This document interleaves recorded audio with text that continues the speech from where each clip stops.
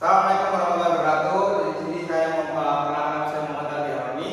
Di sini dari saya dari tadi industri dan saya akan membicarakan mengenai berpikir kritis atau disebut dengan critical thinking. Seperti biasa, kalau kita tahu berpikir kritis adalah sangat gunakan sangat dipakai ketika kita selalu berdebat, ketika selalu membahas persoalan-persoalan yang ada, ketika kita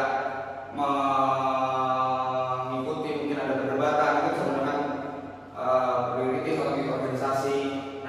Jadi kita masuk dengan kondisi critical thinking, di mana definisi berpikir kritis yaitu adalah kemampuan untuk berpikir jernih dan rasional yang meliputi kemampuan untuk berpikir reflektif dan independen.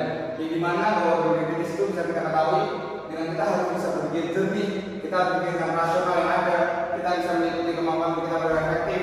Jadi banyak sekali pendapat berpikir kritis itu digunakan untuk kita mungkin mendapatkan contoh dengan adanya seorang organisatoris, mungkin ada dengan politik dan lain-lain.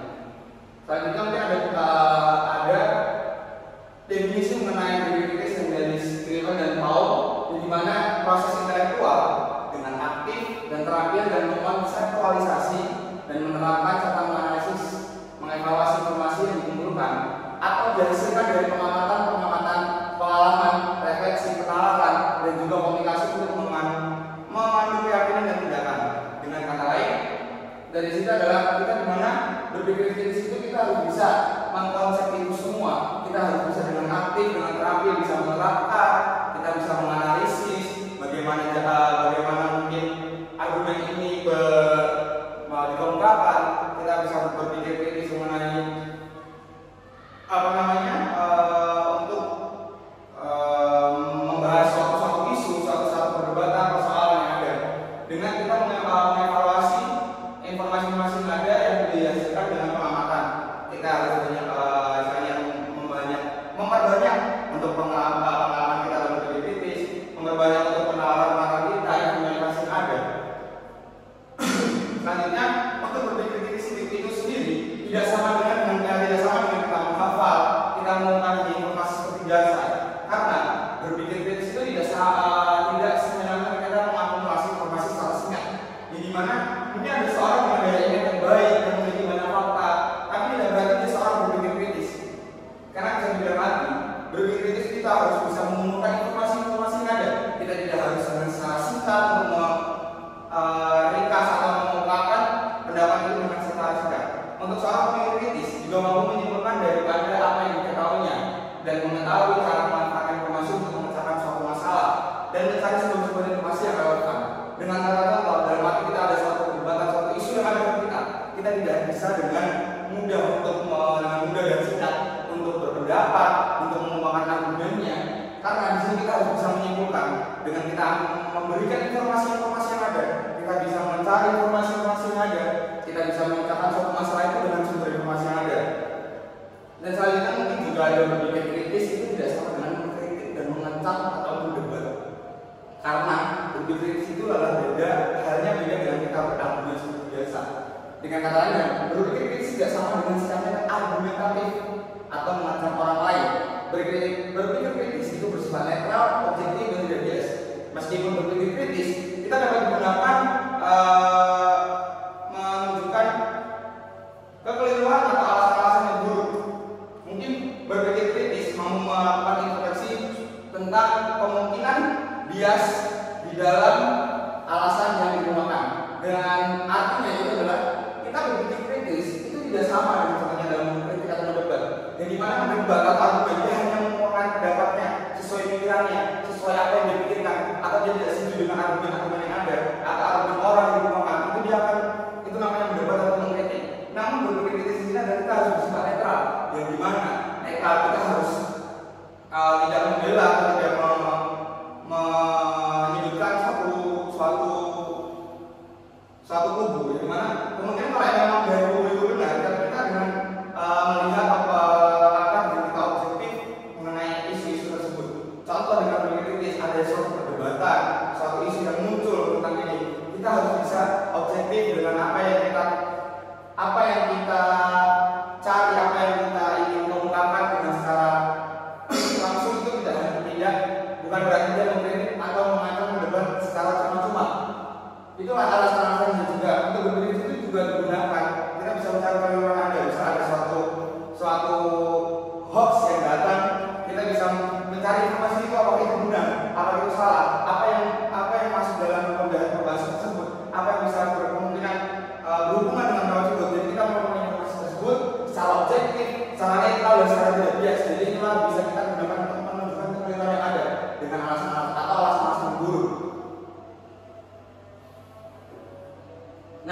Selanjutnya ada keterampilan ini berpikir kritis, yang dimana yang pertama ini interpretasi atau kategorisasi dan klarifikasi makna.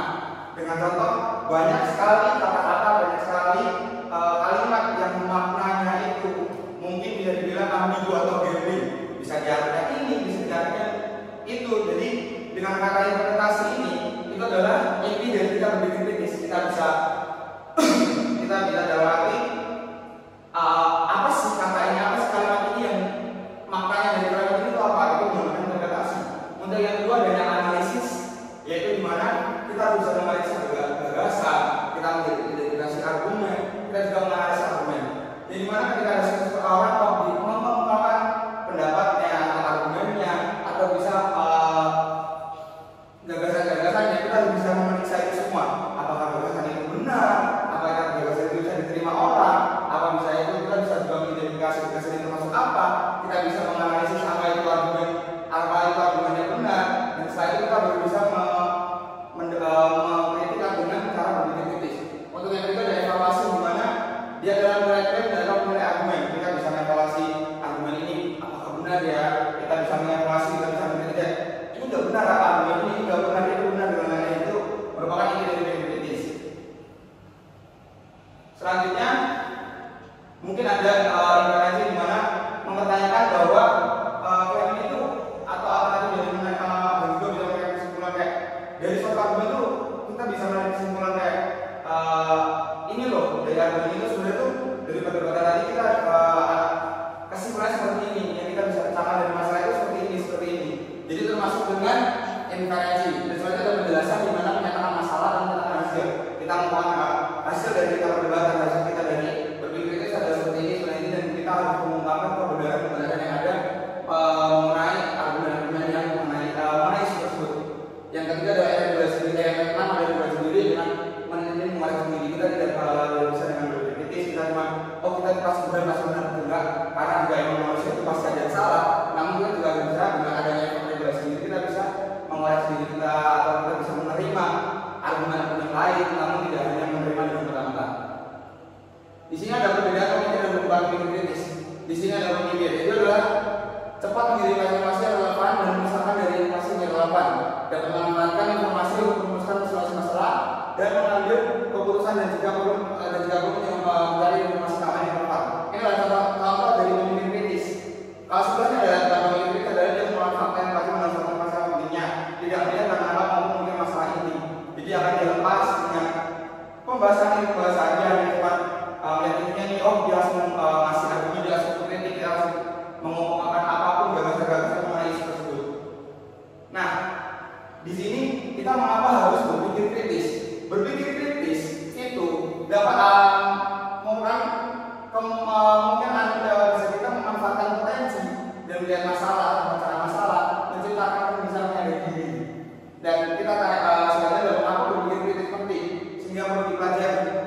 Jadi yang pertama, berpikir kritis itu merupakan keterampilan universal, yang dimana kemampuan itu berpikir jernih dengan luas, dan selain juga berpikir kritis itu sangat penting abad ke-21, yaitu dimana abad ke-21 itu teknologi seseorang untuk mengambil bahan dengan cepat. Jadi untuk memasukkan berpikir kritis itu karena dengan perbedaan cepat itu kita bisa menggunakan pemikiran kayak apakah ini benar, apakah ini salah, seperti itu. Jadi untuk juga dengan berpikir kritis itu penting apa yang harus dipelajari. Juga bisa kita berpikir kritis meningkatkan kayak keterampilan verbal dan analitik. Terus juga bisa berpikir kritis itu meningkatkan kreativitas yang ada. Selanjutnya, manfaat berpikir kritis bagi mahasiswa. Jadi ada beberapa manfaat yang bisa kita ambil buat mungkin diri kita sebagai mahasiswa, kita sebagai mungkin masih pelajar, kita gunakan bahwa manfaat ini adalah mungkin yang pertama kita bisa membantu memperoleh pengetahuan yang ada, kita bisa mengeksplor informasi yang ada, kita bisa ilmu baru mengenai suatu masalah. Dari kedua, mungkin kita bisa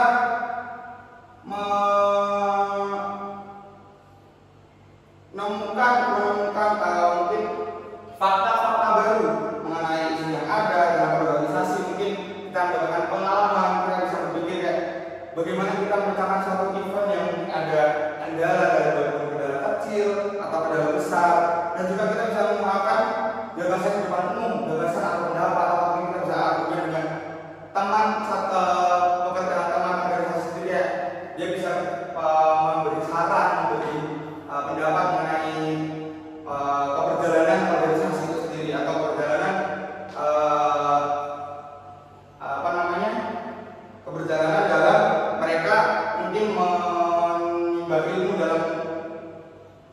kuliah yang buat menuju ke jenjang yang berikutnya.